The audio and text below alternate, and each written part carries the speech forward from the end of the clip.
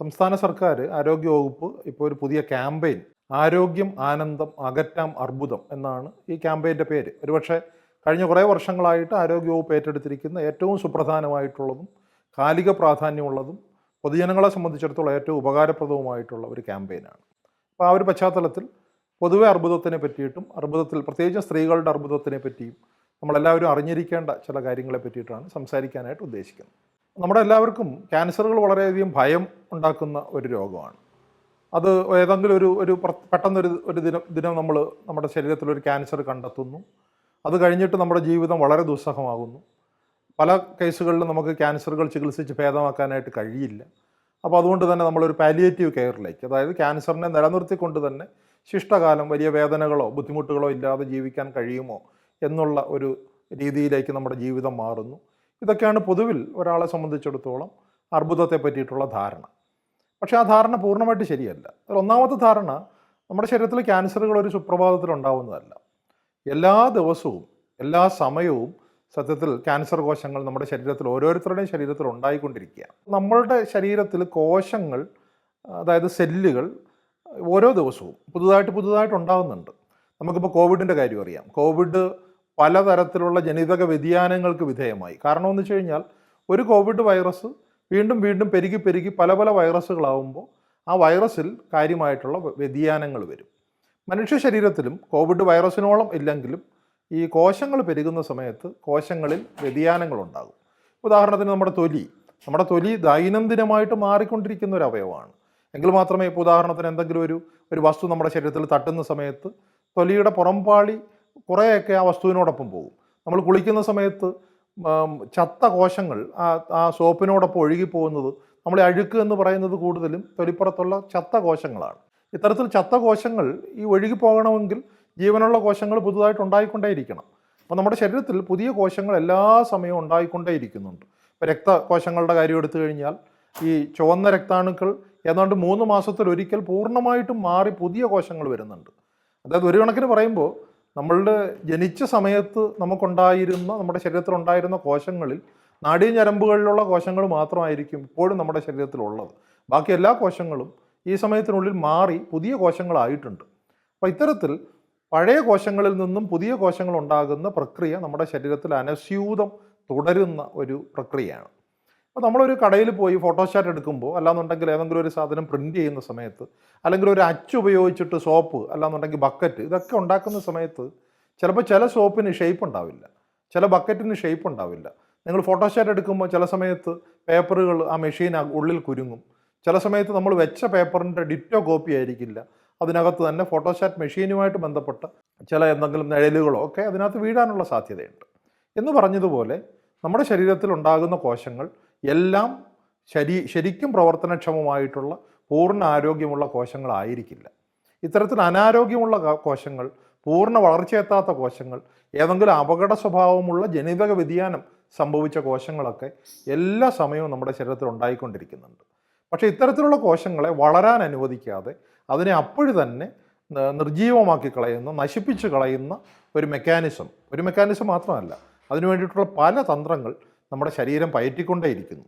അതായത് ഓരോ ദിവസവും ഓരോ നിമിഷവും നമ്മുടെ ശരീരത്തിലുണ്ടാകുന്ന ക്യാൻസർ കോശങ്ങളെ നശിപ്പിച്ച് കളയാനുള്ള ശേഷി നമ്മുടെ ശരീരത്തിനുണ്ട് എന്നുള്ളത് കൊണ്ടാണ് നമുക്ക് സത്യത്തിൽ എല്ലാ ദിവസവും ക്യാൻസർ ഉണ്ടാകാത്തത്. പക്ഷെ ചില സമയത്ത് പല കാരണങ്ങളാൽ ശരീരത്തിന് ഇത് പൂർണ്ണമായിട്ട് നിർവഹിക്കാൻ കഴിയാതെ വരികയും ക്യാൻസർ കോശങ്ങൾ ഈ പറയുന്ന ശരീരം അതിനെ നശിപ്പിച്ച് കളയാൻ ഉപയോഗിക്കുന്ന സങ്കേതങ്ങളിൽ നിന്ന് രക്ഷപ്പെടുകയും അത് പിന്നീട് കൂടുതൽ കോശങ്ങളെ, അതിൻ്റെ തന്നെ കോശങ്ങളെ ഉൽപ്പാദിപ്പിക്കുകയും അത് ക്യാൻസറുകളായിട്ട് വളരുകയും ചെയ്യും.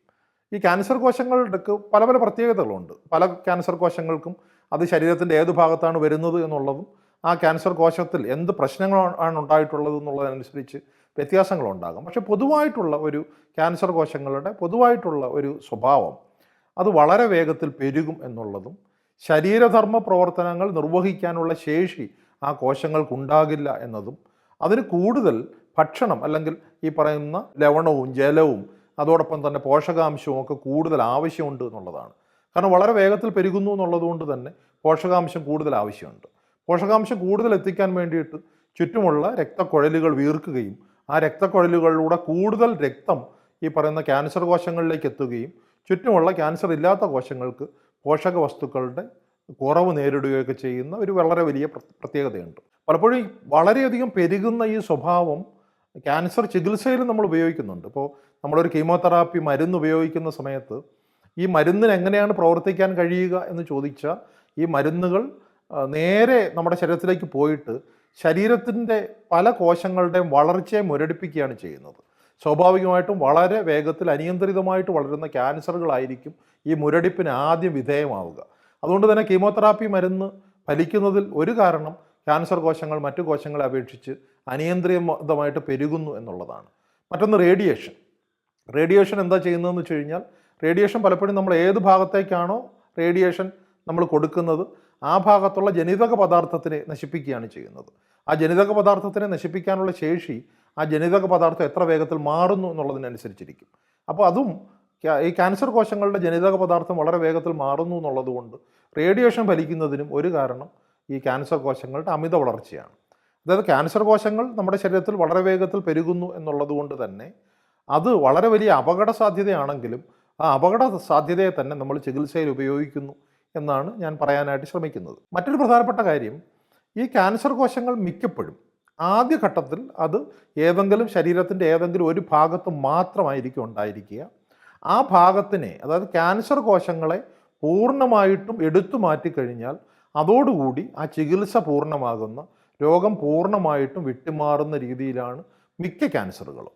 പക്ഷേ പ്രധാന പ്രശ്നം പലപ്പോഴും നമ്മൾ കണ്ടെത്തുമ്പോഴേക്കും ക്യാൻസർ ഒരു പ്രത്യേക ഭാഗത്ത് ഒതുങ്ങുന്നതായിരിക്കില്ല, അത് മറ്റ് പല ഭാഗങ്ങളിലേക്കും മാറിയിട്ടുണ്ടാകും.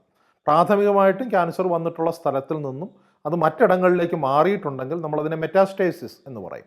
അത് പല അവയവത്തിൽ സംഭവിക്കാം, പലപ്പോഴും അസ്ഥികളിൽ സംഭവിക്കാം. ഉദാഹരണത്തിന് ക്യാൻസർ വന്നിട്ടുള്ളത് മാറിടത്തിലാണ്, പക്ഷേ മാറിടത്തിൽ നമുക്കത് കണ്ടെത്താനായിട്ട് കഴിഞ്ഞില്ല എന്നുണ്ടെങ്കിൽ വളരെ വേഗത്തിൽ അത് മാറുന്നത് തൊട്ടടുത്തുള്ള കഴലകളിലേക്കായിരിക്കും. മാറിടത്തിലാണെങ്കിൽ അതിന് തൊട്ടടുത്തുള്ള കഴല എന്ന് പറയുന്നത് നമ്മുടെ കക്ഷത്തുള്ള കഴലയായതുകൊണ്ട് കക്ഷത്തുള്ള കഴലകളിലേക്ക് വളരെ വേഗത്തിൽ തന്നെ ഈ ക്യാൻസർ സെല്ലുകൾ അതിനകത്തേക്ക് മാറും. അതൊരു പരിധിവരെ ക്യാൻസറിനെ നിയന്ത്രിക്കാൻ വേണ്ടി ശരീരം ചെയ്യുന്ന ഒരു പ്രവർത്തനം കൂടിയാണ്. കാരണം കഴലകളാണ് രോഗപ്രതിരോധ ശക്തി പ്രദാനം ചെയ്യുന്ന പ്രധാനപ്പെട്ട ഒരവയവം. പ്രത്യേകിച്ച് ക്യാൻസർ കോശങ്ങളെ നശിപ്പിക്കുന്ന പ്രവർത്തനത്തിൽ കഴലകൾ ഏർപ്പെട്ടിരിക്കുന്നു എന്നുള്ളത് കൊണ്ടുകൂടിയാണ് ക്യാൻസർ കോശങ്ങൾ അങ്ങോട്ട് നീങ്ങുന്നത്. അപ്പോൾ അതുകൊണ്ട് തന്നെ പലപ്പോഴും നമുക്കറിയാം, ബ്രസ്റ്റ് ക്യാൻസർ നമ്മൾ സർജറി ചെയ്ത് ക്യാൻസർ മാറ്റുന്നതോടൊപ്പം കഴലകളിൽ ഒരു റേഡിയേഷനും കൂടെ കൊടുക്കാറുണ്ട്. കാരണം അത് ക്യാൻസർ പൂർണ്ണമായിട്ട് മാറാൻ വേണ്ടിയിട്ടാണ്. അതുകൊണ്ട് തന്നെ കടലകളിലേക്ക് മാത്രം ക്യാൻസർ മാറിയിട്ടുണ്ട് എന്നുള്ളത് മിക്കപ്പോഴും വളരെ വലിയൊരു പ്രശ്നമാകാറില്ല. എങ്കിലും അത്തരത്തിൽ കടലകളിൽ പോലും ക്യാൻസർ ആവുന്നതിന് മുമ്പ് തന്നെ ഇത് കണ്ടെത്താനായിട്ട് കഴിഞ്ഞാൽ ഈ പറഞ്ഞ ആ ക്യാൻസറുകൾ, ആ കോശങ്ങൾ നീക്കം ചെയ്യുന്നതിലൂടെ മാത്രം നമുക്ക് ഈ രോഗത്തിനെ മാറ്റാനായിട്ട് കഴിയും.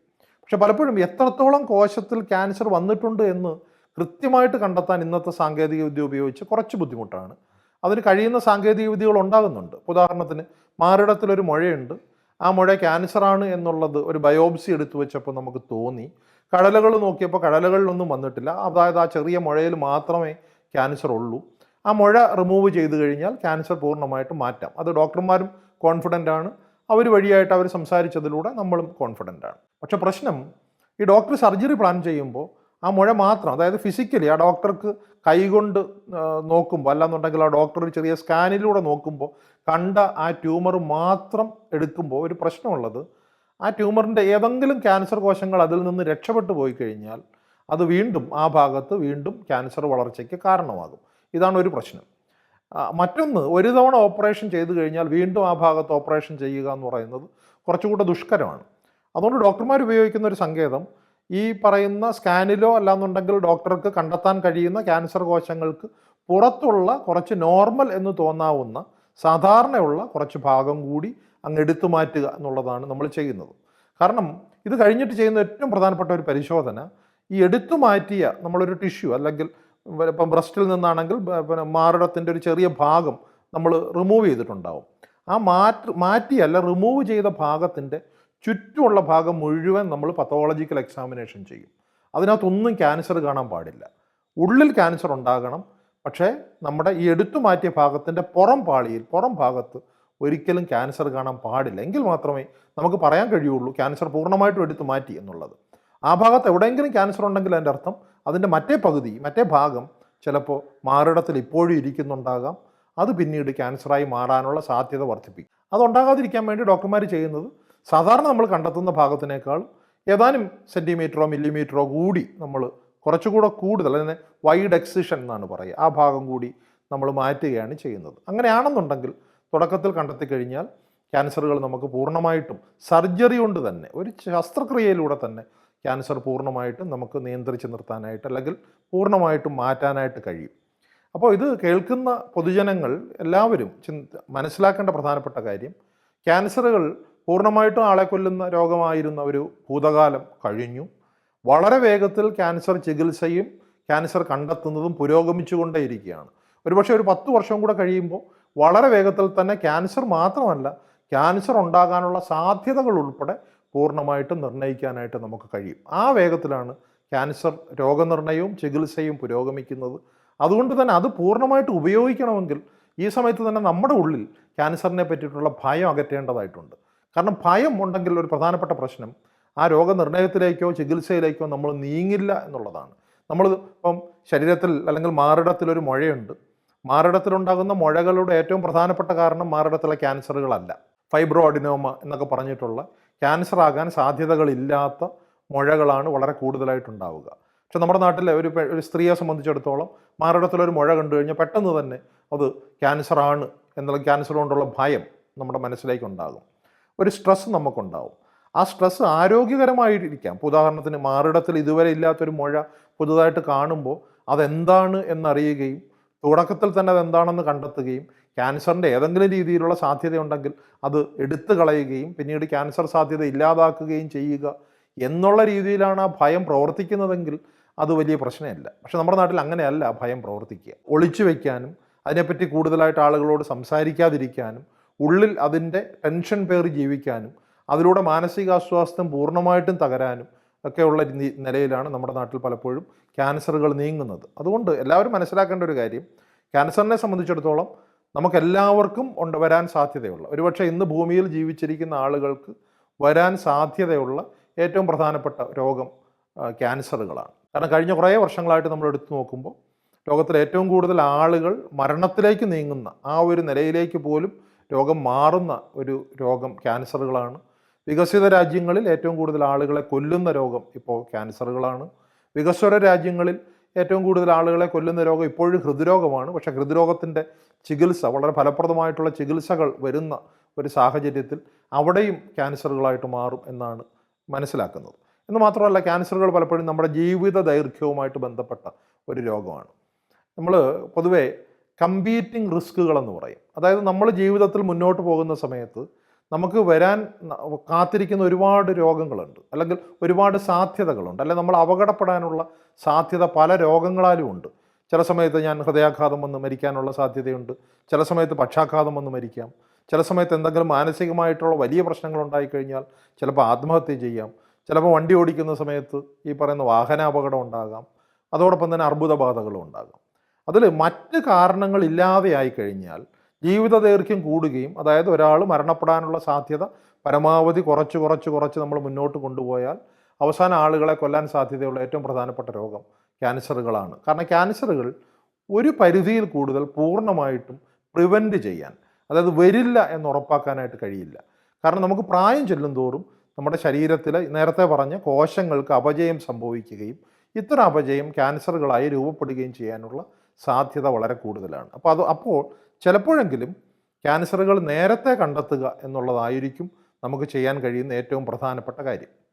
അപ്പോൾ ഈ ഒരു പശ്ചാത്തലത്തിൽ സംസ്ഥാന സർക്കാർ ഇപ്പോൾ ക്യാൻസറുകളുടെ നിയന്ത്രണത്തിനെ പറ്റി വളരെ കാര്യമായിട്ട് ചിന്തിക്കുകയും അതിനുവേണ്ടി മാത്രം ഒരു ക്യാമ്പയിൻ കഴിഞ്ഞ ദിവസം ലോഞ്ച് ചെയ്യുകയും ചെയ്തിട്ടുണ്ട്.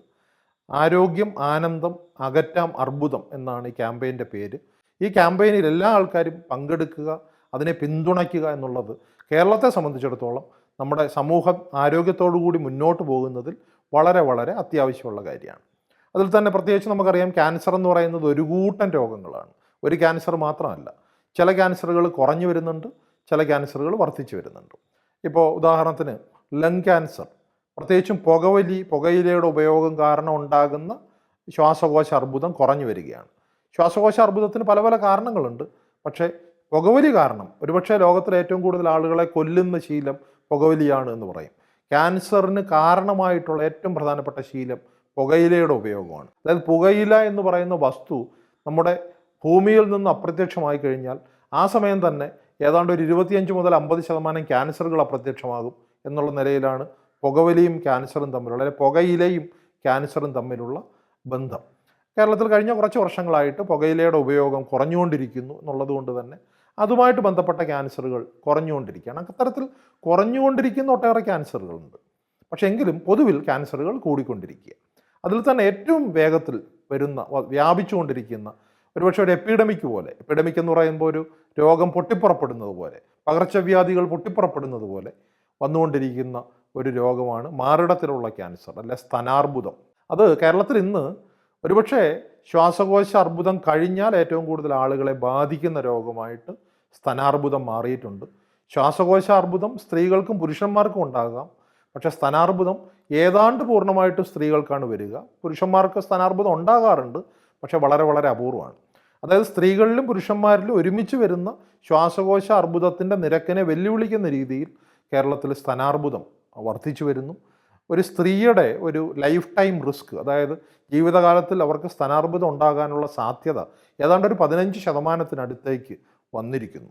അപ്പോൾ അത് വളരെയധികം നമ്മൾ ശ്രദ്ധിക്കേണ്ട ഒരു വിഷയമാണ്. അപ്പോൾ അത് എന്ന് മാത്രമല്ല, പലപ്പോഴും ക്യാൻസറുകൾ കണ്ടെത്തുന്ന വേഗത നമ്മൾ നോക്കുമ്പോൾ അതിന് ഒരു സ്ത്രീ പുരുഷ അന്തരം നമുക്ക് കാണാറുണ്ട്. അപ്പോൾ സ്തനാർബുദം കൂടുതലായിട്ട് സ്ത്രീകൾക്കാണ് വരുന്നത് എന്ന് നമ്മൾ പറഞ്ഞു. സ്ത്രീകൾക്ക് മാത്രമായിട്ടുണ്ടാകുന്ന മറ്റ് പല ക്യാൻസറുകളും ഉണ്ട്.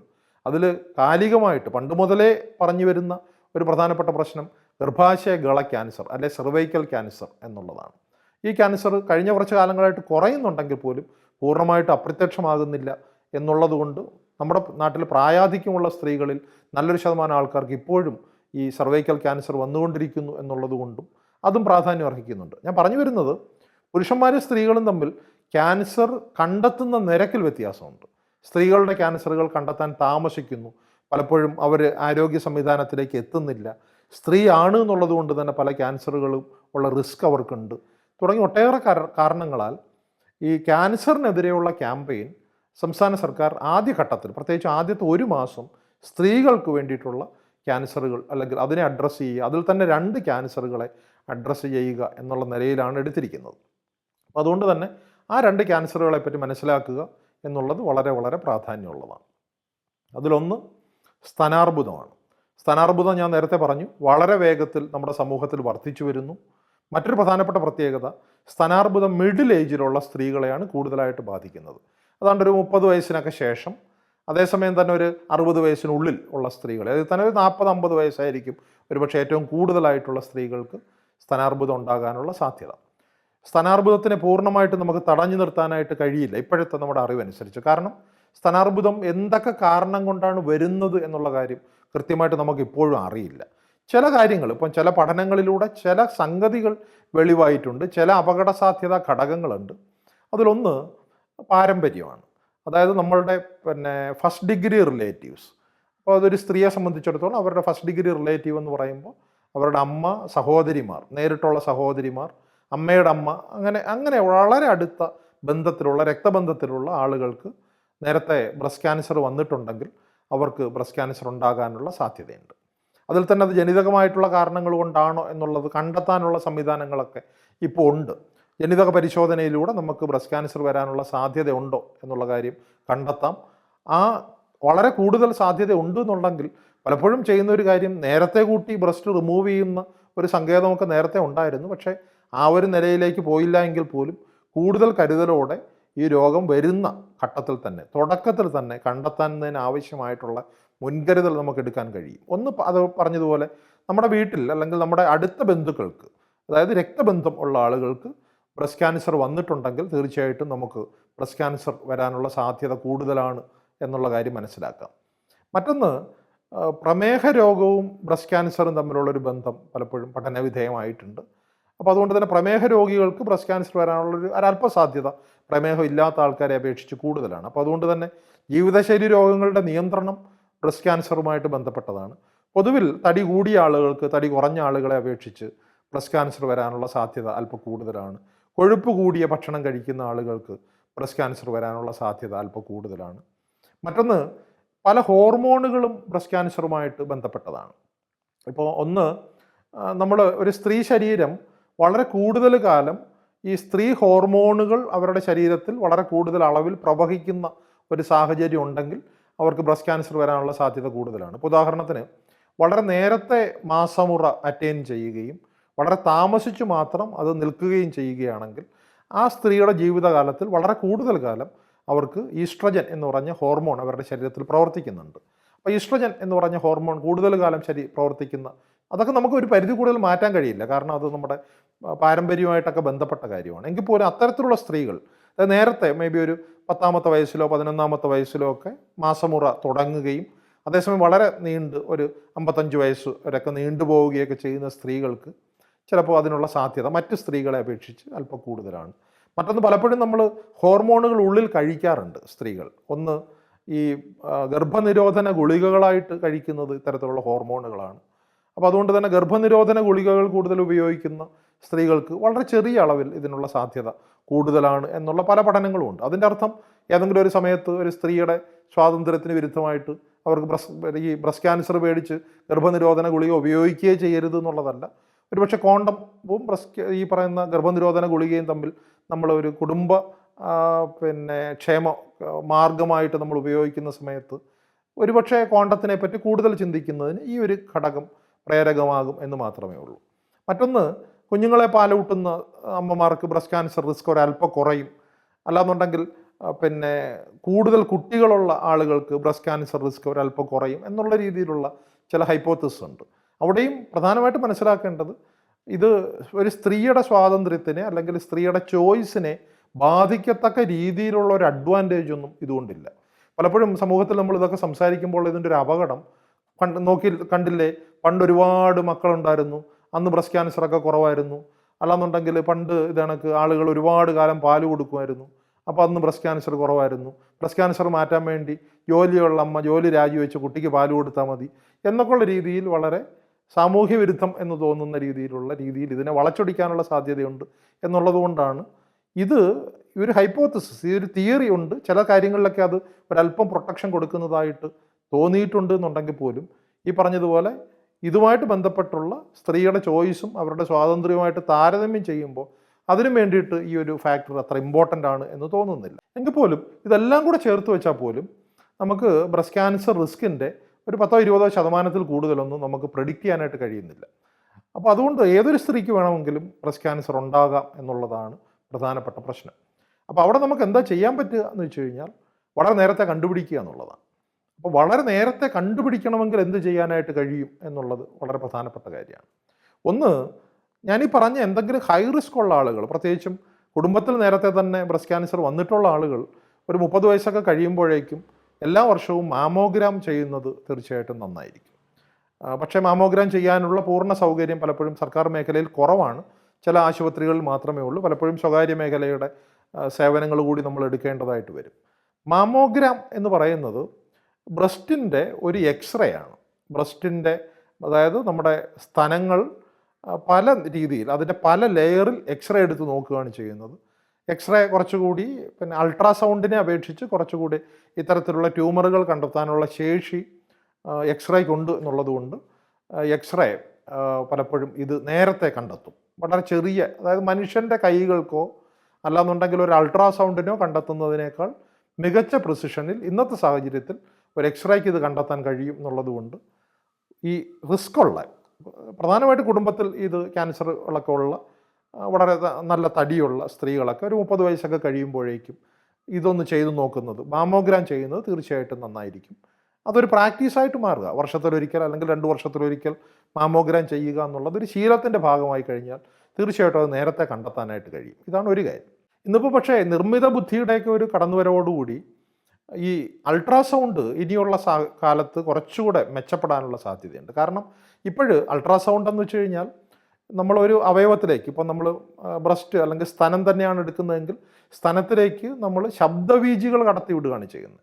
ഈ ശബ്ദവീചികൾ സ്തനത്തിൻ്റെ ഉള്ളിലുള്ള കോശങ്ങളിൽ അല്ലെങ്കിൽ ഉള്ളിലുള്ള കലകളിലൂടെ സഞ്ചരിച്ച് അത് തിരിച്ചു വരുന്ന സമയത്ത് ഈ മെഷീൻ അതിനെ മെഷർ ചെയ്യുകയും അതിൽ നിന്നും തിരിച്ചു വരുന്ന ശബ്ദവീചികളിലുള്ള വ്യത്യാസം വെച്ചിട്ട് ആ മാറിടത്തിനകത്ത് മുഴകളോ അല്ലെങ്കിൽ ബുദ്ധിമുട്ടുകളോ ഉണ്ടോ എന്ന് കണ്ടെത്തുകയും ചെയ്യുക എന്നുള്ളതാണ്.